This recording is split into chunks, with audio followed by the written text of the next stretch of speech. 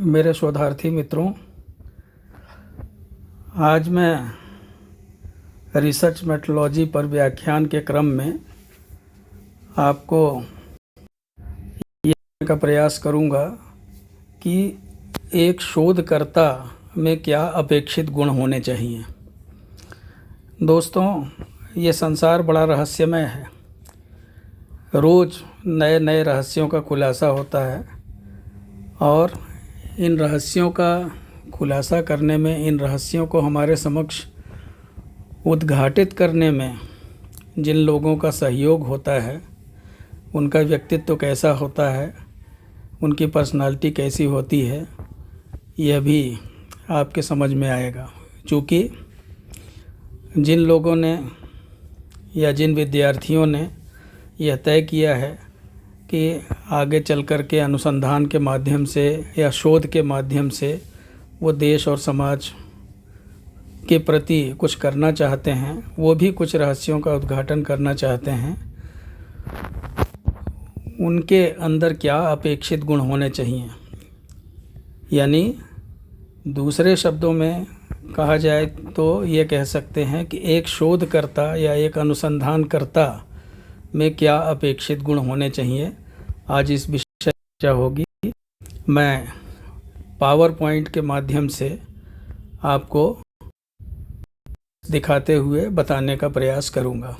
जैसा कि आप अपनी स्क्रीन पर देख रहे हैं, रिक्विजिट्स ऑफ ए रिसर्चर, यानी कि एक अनुसंधानकर्ता के या शोधकर्ता के अपेक्षित गुण, उनमें क्या गुण होने चाहिए। क्योंकि शोध एक बड़ी महत्वपूर्ण प्रक्रिया है। शोध में हम ज्ञात से अज्ञात की ओर बढ़ते हैं। बहुत सारी बातें जो हमें ज्ञात हैं, उनके जरिए, उनकी सहायता से जो अज्ञात है उसको जानने की कोशिश करते हैं, उसको जानने का प्रयास करते हैं।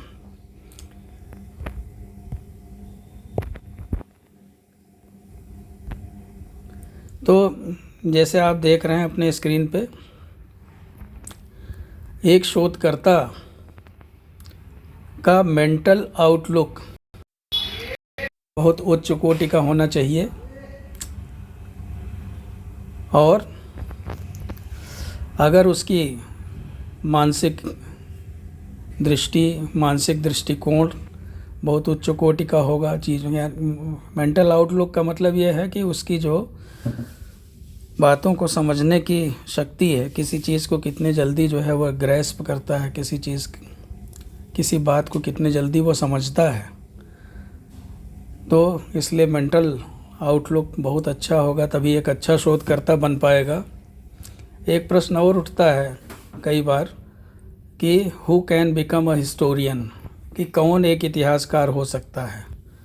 ये भी इसी से संबंधित है। इतिहासकार बनने के लिए क्या गुण होने चाहिए। तो नॉट एवरीबडी, प्रत्येक व्यक्ति इतिहासकार नहीं बन सकता है। क्यों? क्योंकि इतिहासकार बनने के लिए केवल इतिहास से एमए कर लेना या इतिहास में बड़ी बड़ी डिग्री ले लेना ही काफ़ी नहीं है, बल्कि उसका एक मेंटल आउटलुक, एक सॉलिड मेंटल आउटलुक होना भी ज़रूरी है। कई बार ऐसा देखा गया है कि आप देखिए, persons of other professions became great historians like Comte, Hegel, D Kaushambi etcetera. यानी कि दूसरे प्रोफेशंस के लोग भी बड़े बड़े इतिहासकार हुए हैं। जैसे कॉम्टे, हीगल, डी कौशाम्बी, इन लोगों के बारे में आपने पढ़ा है, इन लोगों के बारे में आप जानते हैं। ये सब इतिहास के प्रोफेसर नहीं थे, या इन्होंने इतिहास का अध्ययन किसी यूनिवर्सिटी, कॉलेज वगैरह में नहीं किया था, लेकिन इनकी सोच ऐसी थी कि ये इतिहास से संबंधित तमाम बातों को उद्घाटित करते थे। आप कॉम्टे को ले लीजिए, हीगल को ले लीजिए, ये सब जो है एक दार्शनिक के रूप में इनकी ख्याति ज़्यादा है। इसी तरह से डी कौशाम्बी एक मैथमेटिशियन थे, लेकिन इन लोगों ने इतिहास के क्षेत्र में काफ़ी काम किया है। तो यह आवश्यक नहीं है कि हम इतिहास से एमए करके ही इतिहासकार बन सकते हैं। इतिहासकार बनने के लिए हमारा मेंटल आउटलुक उस तरह का होना आवश्यक है।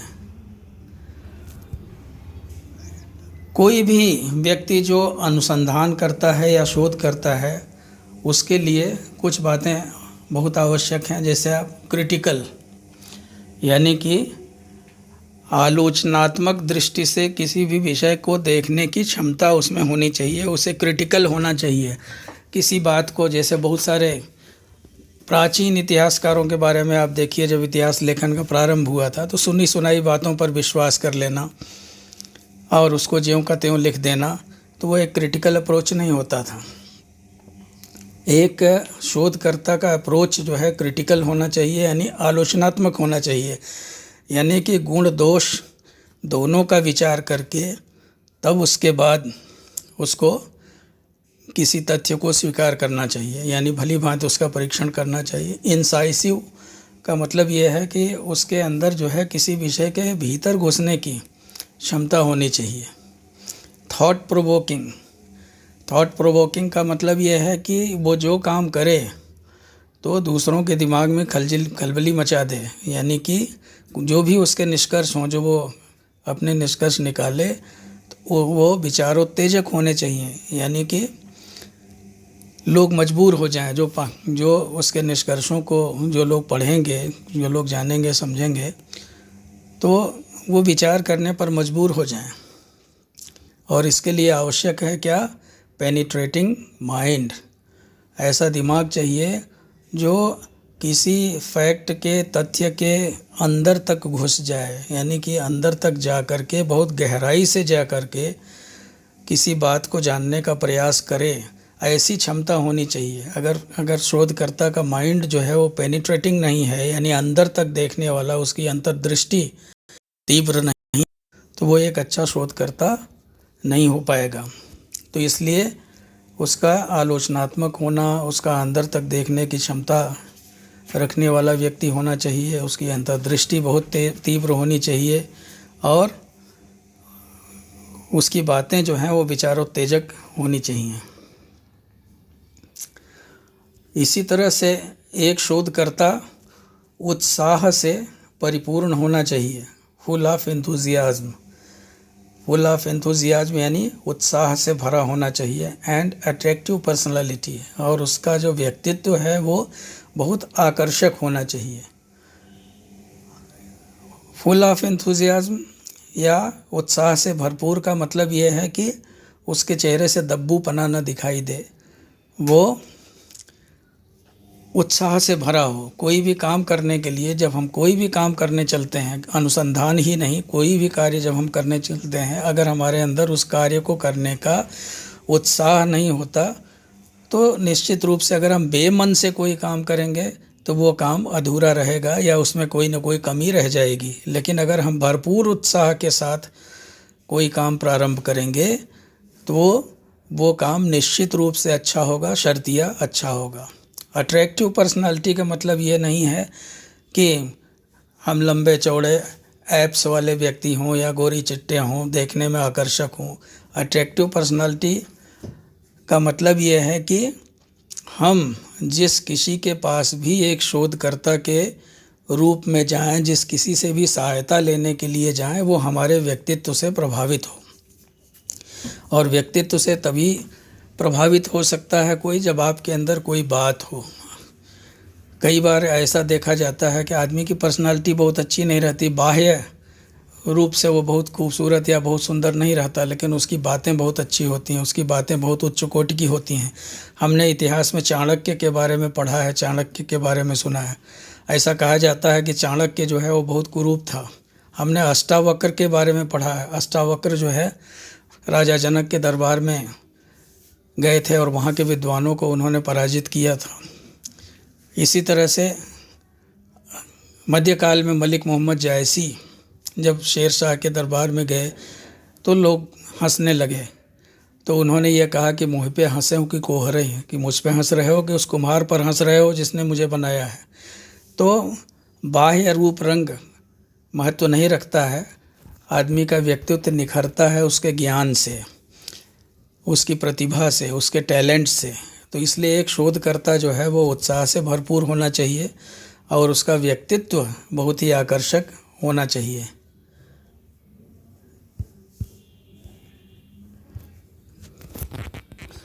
और इसी तरह से अगला गुण जो मैं आपको बताना चाहता हूँ, आप अपने स्क्रीन पे देख सकते हैं, capacity for labour, honesty, morality and accuracy. ये बहुत ही महत्वपूर्ण बिंदु हैं जिन पे हमें विचार करना है, क्योंकि शोध का कार्य या अनुसंधान का कार्य इतना आसान या इतना सरल नहीं होता। इसलिए एक शोधकर्ता के अंदर परिश्रम करने की क्षमता होनी चाहिए, कैपेसिटी फॉर लेबर। अगर वो परिश्रम से भागेगा कि अरे इसमें तो बड़ी कठिनाई है, यहाँ जाना पड़ेगा, वहाँ जाना पड़ेगा, इनसे मिलना पड़ेगा, उनसे मिलना पड़ेगा, कैसे काम होगा, तो फिर वो शोध नहीं कर पाएगा। इसलिए परिश्रम करने की क्षमता एक आवश्यक शर्त है, एक आवश्यक गुण है एक शोधकर्ता में। ऑनेस्टी इसके साथ साथ बहुत ज़रूरी है, बहुत आवश्यक है। ऑनेस्टी का अर्थ होता है ईमानदारी। अगर शोधकर्ता ईमानदार है, कई बार क्या होता है, हम जाते हैं कहीं किसी के पास मिलने के लिए, सहायता के लिए, तो हम झूठ बोलते हैं, हम बहुत जो है बहकाने की कोशिश करते हैं। ईमानदारी से जो हमारी कमियां हैं, ईमानदारी का अर्थ यहाँ ये है कि हमारे अपने व्यक्तित्व में जो कमियां हैं वो कमियां हमें ईमानदारी से स्वीकार करनी चाहिए, उनको इम्प्रूव करने की, उनको निरंतर बढ़ाने की कोशिश करनी चाहिए उन कमियों को, यानी कि उन कमियों को दूर करने का प्रयास करना चाहिए, तभी हम शोध में आगे बढ़ सकेंगे। उसके अलावा मॉरल इंटीग्रिटी, जब हमने कोई काम हाथ में लिया है तो वो हमारी एक नैतिक प्रतिबद्धता हो जाती है। तो उस नैतिक प्रतिबद्धता को हम हमेशा याद रखें और उसके सहारे आगे बढ़ें। एक्यूरेसी का मतलब होता है सटीकता। एक शोधकर्ता को बहुत सटीक होना चाहिए, वो क्या बोल रहा है, क्या लिख रहा है, क्या कह रहा है, तो उसमें वो बहुत सटीक होना चाहिए। अगर एक्यूरेट नहीं है, वो अपनी बात एक्यूरेट ढंग से सामने वाले को समझा नहीं पा रहा है, बता नहीं पा रहा है, या एक्यूरेट ढंग से किसी चीज़ को खोज नहीं पा रहा है। कई बार क्या होता है कि हम मटेरियल ढूंढने जाते हैं लाइब्रेरी वगैरह में, तो एक्यूरेसी की कमी के कारण हम ढूंढने कुछ और जाते हैं, ढूंढ लेते हैं कुछ और। तो इसलिए जो है एक्यूरेट होना बहुत ज़रूरी है, और ये एक अपेक्षित गुण है, यानी कि परिश्रम करने की क्षमता, ईमानदारी, नैतिक प्रतिबद्धता और सटीकता, इन गुणों का एक शोधकर्ता में होना अपेक्षित है। नेक्स्ट हम आपको ये बताना चाहेंगे कि एक शोधकर्ता का एक गुण है capability of interpretation, test for the subject and geniusness कह लीजिए। कैपेबिलिटी ऑफ इंटरप्रिटेशन, हमने जो है बहुत सारे तथ्य जुटा लिए, बहुत सारी सामग्री जुटा ली, लेकिन हम उनको इंटरप्रेट नहीं कर पा रहे हैं, यानी कि उनकी व्याख्या सम्यक तरीके से नहीं कर पा रहे हैं, तो हम एक अच्छे शोधकर्ता नहीं हो सकते। ये ठीक उसी तरह से होगा जैसे किसी ऐसे व्यक्ति के सामने खाना बनाने की सामग्री, दाल, चावल, आटा, सब्जी, मसाला, तेल, घी, सब चीज़ रख दी जाए और वो खाना बनाना न जानता हो, तो अगर विधि नहीं जानता होगा तो खाना नहीं पका पाएगा, चाहे जितनी भी सामग्री हो। तो इसी तरह से एक शोधकर्ता या अनुसंधानकर्ता बहुत सारी सामग्री जुटा लेता है, लेकिन अगर उसकी व्याख्या करना नहीं जानता है, उसका विश्लेषण करना, आप कह लीजिए capability of interpretation and capability of analysing the fact, तथ्यों को विश्लेषित करने की क्षमता अगर उसके अंदर नहीं है, उनकी व्याख्या करने की क्षमता नहीं है, तो फिर सारा किया धरा बेकार हो जाएगा। इसलिए इस क्षमता को अधिक से अधिक बढ़ाना चाहिए। अपने सुपरवाइज़र से बात करके, अपने गुरु से बात करके, अपने वरिष्ठ साथियों से बात करके या जानकार लोगों से बात करके इस क्षमता को बढ़ाना चाहिए। टेस्ट फॉर द सब्जेक्ट, ये बहुत आवश्यक है। मैंने अपने पहले व्याख्यान में भी आपको बताया था, जब मैंने आपको बताया था कि हम शोध के लिए विषय कैसे चुनें। तो विषय चुनते समय मैंने आपको बताया था कि अपने विषय के प्रति आपकी रुचि होना आवश्यक है। ऐसा न हो कि विषय आपके ऊपर थोपा गया हो। तो जो विषय एक शोधकर्ता से अपेक्षित है कि जिस विषय पर वो शोध कर रहा है उस विषय में उसकी अभिरुचि हो। अगर उसकी अभिरुचि उस विषय में नहीं है तो बेमन से कोई काम पूरा नहीं किया जा सकता, या पूरा होगा भी तो उसमें बहुत सारी कमियां रहेंगी। इसी तरह से उसे जीनियस होना चाहिए। एक शोधकर्ता को जीनियस होने का मतलब क्या होता है कि जो औसत विद्यार्थी हैं उनसे ऊपर होना चाहिए, उनसे अलग होना चाहिए, थोड़ा हट के सोचने वाला व्यक्ति होना चाहिए। वो उसका जो माइंड है वो रिसर्च ओरिएंटेड होना चाहिए। रिसर्च ओरिएंटेड यानी कि वो हर चीज़ को शोध की नज़रों से देखे। तो ये जीनियसनेस होना उसके लिए बहुत ज़रूरी है। जीनियसनेस एक अपेक्षित गुण है। तो आप समझ गए होंगे, capability of interpretation, capability of analysing the fact, test for the subject, geniusness, ये सब आवश्यक अपेक्षित गुण हैं शोधकर्ता में। उसके बाद आता है इसी से जुड़ा हुआ नॉलेज ऑफ द सब्जेक्ट, यानी कि विषय का ज्ञान। हम बहुत सारे विषय ले सकते हैं शोध के लिए। अगर हम इतिहास में देखें तो इतिहास की बहुत सारी शाखाएं हैं। किसी को आर्थिक इतिहास पसंद है, किसी को सामाजिक इतिहास पसंद है, कोई राजनीतिक इतिहास पे काम करना चाहता है, तो कोई कूटनीतिक इतिहास पे काम करना चाहता है, कोई विश्व इतिहास पे करना चाहता है, कोई भारतीय इतिहास पे करना चाहता है, कोई किसी को कल्चर पसंद है, किसी को कोई मिडिल ईस्ट पे, फार ईस्ट पे, दुनिया पे मिलिट्री हिस्ट्री पे काम करना चाहता है, संवैधानिक इतिहास पे काम करना चाहता है। तो जिस विषय में भी शोधकर्ता की रुचि हो उस विषय का उसे अच्छा ज्ञान होना चाहिए, तभी उसे विषय चुनना चाहिए। विषय का ज्ञान एक अपेक्षित गुण है। उसमें उसकी प्रॉपर ट्रेनिंग होनी चाहिए। उसको जो भी वो टॉपिक चुनता है उसकी प्रिलिमिनरी नॉलेज यानी प्राथमिक जो ज्ञान है वो उसको अच्छी तरह से होना चाहिए।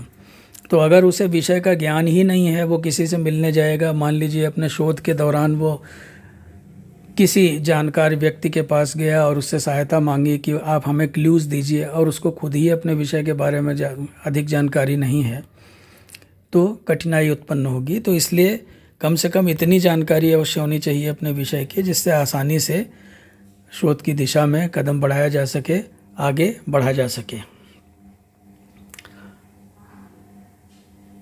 सोबरिटी and calmness is a necessary requisite, यानी कि सोबर होना चाहिए। जिसे कहते हैं ना कि एकदम सीधा साधा, सोबर, काम, शांत, कूल होना चाहिए एक अनुसंधानकर्ता को। अगर वो हमेशा उत्तेजित रहता है, बहुत जल्दी गुस्से में आ जाता है, उसका दिमाग जो है वो बहुत जल्दी चिड़चिड़ापन से ग्रस्त हो जाता है, तो शोध की दिशा में आगे बढ़ना बहुत मुश्किल होगा। शोध जो है वो एक बहुत ही साइंटिफिक प्रक्रिया है, बहुत ही महत्वपूर्ण वैज्ञानिक प्रक्रिया है, और इसके लिए ये आवश्यक है कि शोधकर्ता जो है वो बहुत सोबर हो, बहुत काम हो, यानी कि शांत स्वभाव वाला हो, कूल हो, और तभी वो उस दिशा में आगे बढ़ सकेगा। अगर शांत मन से, प्रायः हम आप कहते भी हैं कि शांत मन से अगर कोई काम करे तो वो काम अवश्य पूरा होता है। जब तक हमारा मन शांत नहीं रहेगा, अगर मन उद्वेलित रहेगा, मन में उत्तेजना रहेगी, मन में क्रोध का भाव रहेगा, मन में चिड़चिड़ापन रहेगा, तो फिर हमारे लिए आगे बढ़ना बड़ा मुश्किल हो जाता है। तो ये शोधकर्ता के व्यक्तित्व में एक अपेक्षित गुण ये भी है कि वो बहुत सोबर हो, काम और कूल हो। तो ये एक आवश्यक गुण है। इसके अलावा शोधकर्ता या अनुसंधानकर्ता से ये भी अपेक्षा की जाती है कि वो एक बहुत चतुर साक्षात्कारकर्ता हो और बहुत अच्छा सर्वेक्षक हो। मेरी बातों पे ध्यान दीजिएगा। ये मैं इसलिए कह रहा हूँ कि हमारे बहुत सारे टॉपिक इस तरह के होते हैं जिसमें हमें इंटरव्यू लेने की या साक्षात्कार करने की आवश्यकता पड़ती है, और बहुत सारे टॉपिक या विषय ऐसे होते हैं जिनमें हमें सर्वेक्षण करना पड़ता है या सर्वे करना पड़ता है। तो शोधकर्ता को साक्षात्कार के बारे में पूरी जानकारी होनी चाहिए कि कितने तरह के साक्षात्कार होते हैं, कैसे साक्षात्कार होते हैं, कैसे हम प्रयास करें कि सामने वाला जो है हमसे इरिटेट ना हो, हमसे नाराज़ ना हो, हम जो बातें भी उससे निकलवाना चाहें वो कैसे हम उसके मन में घुस करके निकलवा लेंगे और वो नाराज़ भी ना हो। ये सारे गुण उसके अंदर होने चाहिए। जब मैं साक्षात्कार पे अलग से व्याख्यान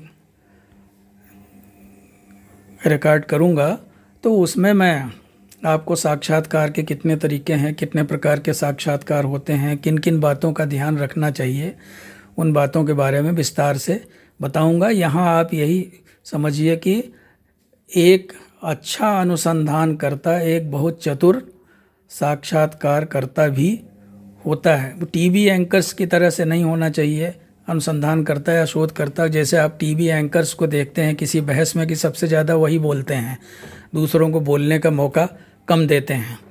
तो इससे जो है ये लगता है कि जैसे कि वही सब कुछ जानते हैं सामने वाला, तो बस ऐसे ही बुला के बिठा लिया गया। ऐसा नहीं होना चाहिए। इससे सामने वाले के मन में चिड़चिड़ाहट होती है, उसे ये लगता है कि हमें व्यर्थ में बुलाया गया। तो ऐसा शोधकर्ता कम से कम इस बात का ध्यान रखें कि सामने वाला उनसे इरिटेट ना हो, नाराज़ ना हो। और इसी तरह से उसे एक अच्छा सर्वेक्षक होना। बहुत सारी बातें ऐसी होती हैं जिसमें हमें सर्वेक्षण विधि का सहारा लेना पड़ता है, खास करके आधुनिक समय में। अब जैसे अभी कोरोना बीमारी फैली हुई है, कहाँ कितने स्टेट में कितना है, कितने लोगों में फैल रहा क्या, आप देखिए रोज़ सर्वेक्षण आते हैं। टीवी देखते होंगे आप, तो आप देखते होंगे रोज़ सर्वेक्षण आते हैं। इसी तरह से किसी भी सोशल मामले पे, किसी भी सामाजिक मामले पे, किसी भी आर्थिक मामले पे हम सर्वेक्षण कराते हैं। अभी देखिए बजट पेश होता है, उसके पहले आर्थिक सर्वेक्षण आता है। उस सर्वेक्षण में विभिन्न क्षेत्रों के बारे में, कहाँ कितनी ज़रूरत है, कौन सा क्षेत्र स्ट्रांग है, कौन सा क्षेत्र कमज़ोर है, इन सब बातों के बारे में जानकारी होती है। आप जनगणना देखते हैं, वो भी एक बहुत व्यापक सर्वेक्षण है, पूरे देश का सर्वेक्षण होता है जिससे हमें बहुत तरह के डेटा मिलते हैं। तो शोधकर्ता को भी तैयार रहना चाहिए कि उसे भी छोटे लेवल पर ही कुछ सर्वेक्षण करना पड़ सकता है अपने टॉपिक के अनुसार, तो उसे उसके लिए तैयारी कर लेनी चाहिए। अगला जो अपेक्षित गुण है वो है intellectual calibre, sharpness of mind, puzzle solving instinct. B Shaikh Ali बहुत जाने माने इतिहासकार रहे हैं, उन्होंने इन बातों पे बड़ा जोर दिया है। इंटेलेक्चुअल कैलिबर तो होना ही चाहिए। अगर इंटेलेक्चुअल कैलिबर यानी कि बौद्धिक क्षमता, अगर बौद्धिक क्षमता नहीं है तो फिर अनुसंधान करना व्यर्थ है। तो इसलिए ये तो पहली शर्त है अनुसंधानकर्ता के लिए कि उसके अंदर बौद्धिक क्षमता होनी चाहिए। शार्पनेस ऑफ माइंड यानी कि उसका जो दिमाग है, उसका जो मस्तिष्क है वो बहुत शार्प होना चाहिए, यानी कि बहुत जल्दी चीज़ों को समझने की क्षमता उसके अंदर होनी चाहिए। Puzzle solving instinct, B Shaikh Ali कहते हैं कि पजल सॉल्विंग इंस्टिंक्ट यानी कि एक शोधकर्ता का दिमाग ऐसा होना चाहिए जैसे वो किसी पहेली को हल कर रहा है। जैसे पहेली को हल करने में हम अपने दिमाग का उपयोग बड़ी गहराई से करते हैं और बहुत कंसंट्रेट हो करके, बहुत ही ध्यान केंद्रित करके, बहुत फोकस्ड हो करके हम किसी पहेली को सॉल्व करते हैं। तो इसी तरह से वास्तव में क्या है, जैसे मैंने प्रारंभ में कहा कि शोध में हम ज्ञात से अज्ञात की ओर बढ़ते हैं। जो हमें मालूम नहीं है उसको हम खोजते हैं, और जो हमें मालूम है उसकी सहायता से खोजते हैं।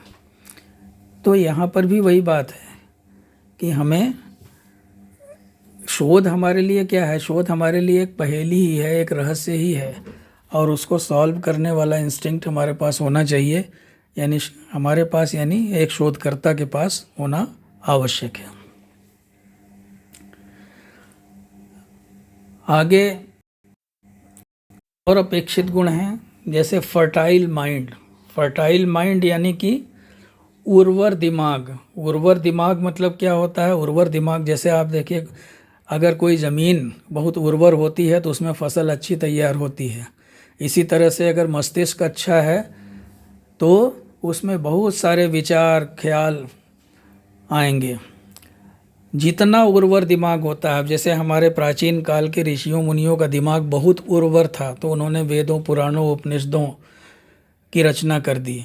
आप देखिए, जितने बहुत बड़े बड़े कवि, लेखक हैं, बड़े बड़े दार्शनिक हैं, बड़े बड़े वैज्ञानिक हैं, जो तरह तरह के काम कर रहे हैं, इंजीनियर्स हैं, डॉक्टर्स हैं, तो इनका दिमाग बड़ा फर्टाइल होता है, बड़ा उर्वर होता है। तभी ये नई नई चीज़ों का आविष्कार करते रहते हैं, नई नई बातों का आविष्कार करते रहते हैं। तो इसी तरह से एक शोधकर्ता जो है वो किसी भी फील्ड में शोध कर रहा है तो उसका मस्तिष्क बहुत उर्वर होना चाहिए। Ability to take quick decision, त्वरित निर्णय लेने की क्षमता। त्वरित निर्णय लेने की क्षमता भी शोधकर्ता में होना बहुत आवश्यक है, क्योंकि अगर वो त्वरित निर्णय नहीं ले सकता तो इसका मतलब यह है कि उसके दिमाग में स्थिरता नहीं है, अस्थिर है उसका दिमाग, वो समझ नहीं पा रहा है कि क्या करना है, क्या नहीं करना है। तो इसलिए त्वरित निर्णय लेने की क्षमता भी एक आवश्यक और अपेक्षित गुण है एक अनुसंधानकर्ता में, एक शोधकर्ता में। अगला जो अपेक्षित गुण है, आप अपनी स्क्रीन पर देख पा रहे हैं, objective and balanced view. Objective यानी वस्तुपरक, और बैलेंस्ड यानी संतुलित।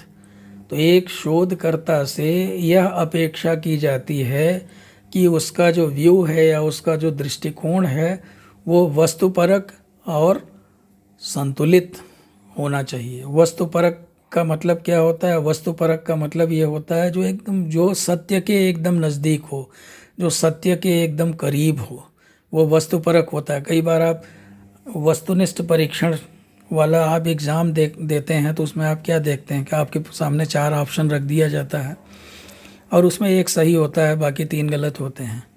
तो इसी तरह से शोधकर्ता का दिमाग ऑब्जेक्टिव होने का मतलब क्या है कि जो सत्य है उसको पहचान ले, यानी कि कई संभावनाएं हैं, उन संभावनाओं में सबसे सही और वास्तविक संभावना क्या है उसको पहचान लेने की क्षमता होनी चाहिए शोधकर्ता में। और उसका दृष्टिकोण जो है बैलेंस्ड होना चाहिए, संतुलित होना चाहिए। कई बार क्या होता है कि आपने सुना होगा कि वो ज़ब्र भी देखा है, तारीख़ की नज़रों ने, लम्हों ने ख़ता की थी, सदियों ने सजा पाई। मुजफ्फरनगर उत्तर प्रदेश के एक शायर हुए हैं मुजफ्फर अजमी साहब, उन्होंने ये शेर कहा था, बड़ा महत्वपूर्ण है कि वो ज़ब्र भी देखा है तारीख़ की नज़रों ने, लम्हों ने ख़ता की थी, सदियों ने सजा पाई। कई बार क्या होता है कि छोटी सी एक शोधकर्ता की या एक रिसर्चर की, एक इतिहासकार की छोटी सी भूल जो है आगे आने वाले युगों में काफ़ी समय तक जो है वो लोगों को सताती है। उसके कारण दुनिया भर के विवाद उत्पन्न हो जाते हैं, लोग आपस में लड़ते हैं, झगड़ते हैं। तो ऐसा नहीं होना चाहिए। किसी भी बात के बारे में एक संतुलित दृष्टिकोण होना चाहिए। उसके अलावा ये बहुत ही महत्वपूर्ण गुण है एक शोधकर्ता में, एक awareness about tools of research and research methodology.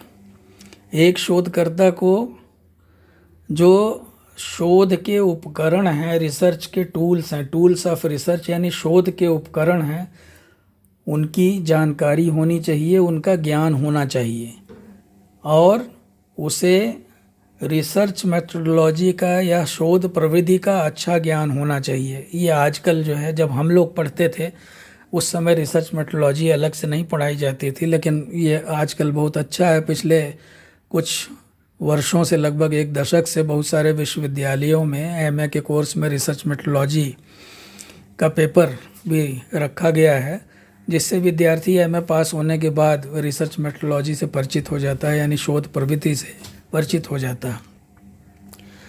तो जो शोध के उपकरण हैं, हमें किन किन उपकरणों की सहायता लेनी पड़ेगी, किन किन उपकरणों की जानकारी रखनी पड़ेगी। जैसे अभी आप देखिए, मैं पावर पॉइंट के माध्यम से आपको बताने का प्रयास कर रहा हूँ। ये भी शोध का एक उपकरण है। आपको कंप्यूटर की जानकारी होनी चाहिए, इंटरनेट की जानकारी होनी चाहिए। साथ ही साथ जब आप लाइब्रेरीज़ वगैरह में जा रहे हैं तो लाइब्रेरीज़ वगैरह में बहुत सारी बातें ऐसी होती हैं जिनकी आपको प्रॉपर ट्रेनिंग होनी चाहिए कि आपको कैसे जाना है। आजकल हर चीज़ डिजिटल हो गई है। आप किसी लाइब्रेरी में, जैसे मैं अभी 3 मूर्ति भवन की लाइब्रेरी में गया था, मैं पहले भी जाता था जब विद्यार्थी था वहाँ, तो उस समय वहाँ कैटलॉग देखना पड़ता था, वो बॉक्स वाले कैटलॉग थे। लेकिन अब सब डिजिटल हो गया है, अब कंप्यूटर पे देखना पड़ती हैं किताबें, फिर आपको मालूम होता है कि कहाँ पे वो किताब है। तो इस तरह की बातें हैं। उसके अलावा और भी बहुत सारी बातें हैं। आपको किस मेथड से, किस विधि से अपना रिसर्च पूरा करना पड़ेगा, अपना अनुसंधान का कार्य आगे बढ़ाना पड़ेगा, उसमें कौन से उपकरणों का प्रयोग करना पड़ेगा, तो इन सब चीज़ों की जानकारी, ये बहुत ही महत्वपूर्ण गुण है एक शोधकर्ता का। ये आप अपने दिमाग में बिठा लीजिए। जब आप शोध करने चलें तो अच्छी तरह से मेथोडोलॉजी पढ़ लीजिए, अच्छी तरह से ये अनुमान लगा लीजिए कि आपको किन टूल्स की और उपकरणों की आवश्यकता पड़ेगी।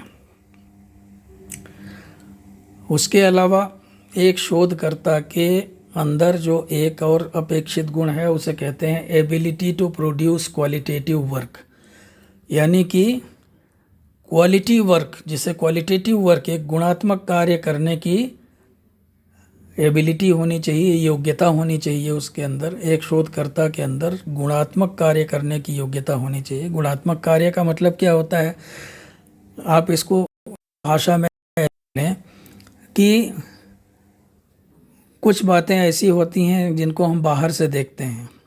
कभी कभी क्या होता है कि हम ये जैसे हमने मान लीजिए कोई रिसर्च किया, तो हम इस बात पे ध्यान देते हैं कि हमारी थीसिस बहुत मोटी हो जाए। मान लीजिए हमने 500 पेज की थीसिस या शोध प्रबंध लिख दिया, लेकिन उसमें कूड़ा करकट भर के उसको इतना मोटा बना लिया, दुनिया भर के फालतू रेफरेंसेस डाल दिए जिनकी कहीं कोई आवश्यकता नहीं है। लेकिन अगर हम 500 पेज के बजाय 200 पेज का भी काम करें और हर पंक्ति हमें प्रभावित करे, 200 पेज की हर पंक्ति में ये लगे कि हाँ, अनुसंधानकर्ता ने बहुत मेहनत किया है, बहुत गहराई से जाके चीज़ों पे विचार किया है, बहुत गहराई से खोजबीन की है, और उसके अनुसंधान की मेहनत, परिश्रम है, वो उसकी थीसिस में, उसके शोध प्रबंध में झलकना चाहिए। तभी जो है क्वालिटेटिव वर्क उसको हम कह सकते हैं।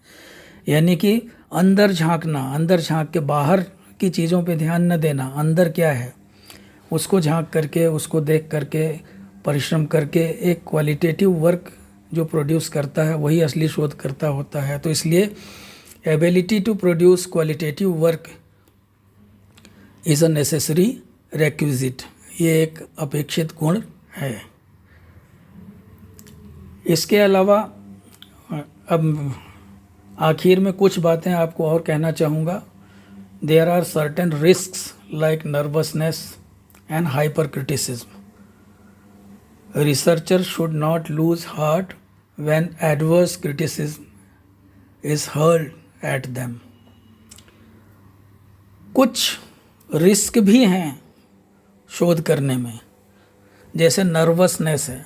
कई बार हम बहुत नर्वस हो जाते हैं। मान लीजिए हम अपना टॉपिक लेके किसी के पास गए, कुछ पूछने के लिए गए। कई बार लोग इस तरह के होते हैं कि बजाय एक शोधकर्ता को उत्साहित करने के, उसको एनकरेज करने के बजाय उसको डिस्करेज कर देते हैं, यानी कि हतोत्साहित करने का प्रयास करते हैं। कुछ लोग जानबूझकर ऐसा करते हैं। मैंने ये भी देखा है, जैसे मेरी वीडियो ही एक आध लोगों ने उसको डिसलाइक किया हुआ है, तो ये दुखी लोग हैं। ऐसे लोगों से बच के रहें। इससे नर्वस नहीं होना चाहिए, ऐसे नर्वस होने से काम नहीं चलता है। एक शोधकर्ता, जैसे मैंने प्रारंभ में अपने व्याख्यान के प्रारंभ में बताया था कि फुल ऑफ एंथुजियाज्म, यानी उत्साह से भरपूर होना चाहिए, उसे नर्वस बिल्कुल भी नहीं होना चाहिए। और हाइपर क्रिटिसिज्म यानी कि तीव्र आलोचना से घबराना नहीं चाहिए। देखिए कबीरदास ने क्या कहा था कि निंदक नियरे राखिए आंगन कोटी छवाए। निंदा करने वालों की, आलोचना करने वालों की हमें सख्त आवश्यकता है। क्यों? क्योंकि जब तक वो आपकी आलोचना नहीं करेंगे, आपकी निंदा नहीं करेंगे, आपकी कमियां नहीं बताएंगे, तब तक हम आगे कैसे बढ़ेंगे। इसलिए हमेशा हम स्वयं क्रिटिकल अप्रोच रखें। मैंने प्रारंभ में आपको बताया कि एक शोधकर्ता का अपेक्षित गुण है कि वो क्रिटिकल हो, प्रारंभ में ही मैंने बताया। तो इसलिए आलोचना करने ही नहीं, आलोचना झेलने की भी सामर्थ्य उसमें होनी चाहिए। कितनी भी आलोचना हो हमारी, कितना भी लोग हमें दुखी करने की कोशिश करें, नर्वस करने की कोशिश करें, उससे घबराना नहीं चाहिए एक शोधकर्ता को। उसे इन सब से बेपरवाह हो करके आगे बढ़ते रहना चाहिए। Researcher should not lose heart. एक शोधकर्ता को दिल छोटा नहीं करना चाहिए। When adverse criticism is hurled at them, जब एडवर्स क्रिटिसिज्म यानी कि ऐसी आलोचना जो आपको दुखी करने वाली हो, यानी विरोधी आलोचना हो, जो आपको प्रतिकूल आलोचना जिसे आप कह लीजिए, आपके अनुकूल आलोचना ना हो। अगर प्रतिकूल आलोचना हो रही है तब भी अपना हृदय छोटा नहीं करना चाहिए, अपना दिल छोटा नहीं करना चाहिए और डट करके उसका सामना करना चाहिए बहादुरी से। कहते हैं ना कि वीर भोग गया वसुंधरा। पृथ्वी का भोग वही करता है जो वीर होता है, जो साहसी है, जो डरपोक नहीं है, वही आगे बढ़ सकता है जीवन में। लेकिन जो निडर होके ही आगे बढ़ सकता है। लेकिन जो कमज़ोर है, जो घबरा जाने वाला है, जो नर्वस हो जाता है, जो आलोचनाओं से घबरा करके पीछे हट जाता है, वो आगे नहीं बढ़ सकता। इसलिए प्यारे विद्यार्थियों, शोधार्थियों, ये बात मेरी आप गांठ मान लीजिए कि आपको बिल्कुल भी घबराना नहीं है, बिल्कुल भी क्रिटिसिज्म से, बल्कि उसको पॉजिटिव वे में लेके, उसको सकारात्मक रूप में ले करके आपको आगे बढ़ना है। तो इतनी सारी बातें मैंने आपको बताई, जो बातें मेरे दिमाग में आईं इतने वर्षों के अध्यापन के दौरान। मैंने बहुत सारे शोधकर्ताओं से मेरा पाला पड़ा है, बहुत सारे बच्चों से पाला पड़ा है, बहुत कुछ सीखा। मैं भी एक लर्नर हूँ, मैं भी सीख रहा हूँ, मैं भी एक विद्यार्थी हूँ आपकी तरह, नित्य नवीन बातें सीखता हूँ। तो इसलिए जो बातें मैंने आपसे कही हैं वो मैंने आपसे बोलचाल की भाषा में ही कही हैं। और मैं हर वीडियो में ये कहता हूँ कि ये उन सामान्य विद्यार्थियों के लिए हैं मेरी बातें, मेरा जो व्याख्यान है, जो दूर दराज के गाँवों से आते हैं, जो साधनहीन हैं, जो बहुत ज़्यादा जिनको गाइड करने वाला कोई नहीं है। तो ऐसे लोगों के लिए ये एक मेरा छोटा सा विनम्र प्रयास है। अगर मेरे शोधार्थी मित्र या शोध की इच्छा रखने वाले मित्र मेरे इस व्याख्यान को पसंद करते हैं तो अवश्य ही मेरे इस चैनल को लाइक और सब्सक्राइब करें। थैंक यू, बहुत बहुत धन्यवाद।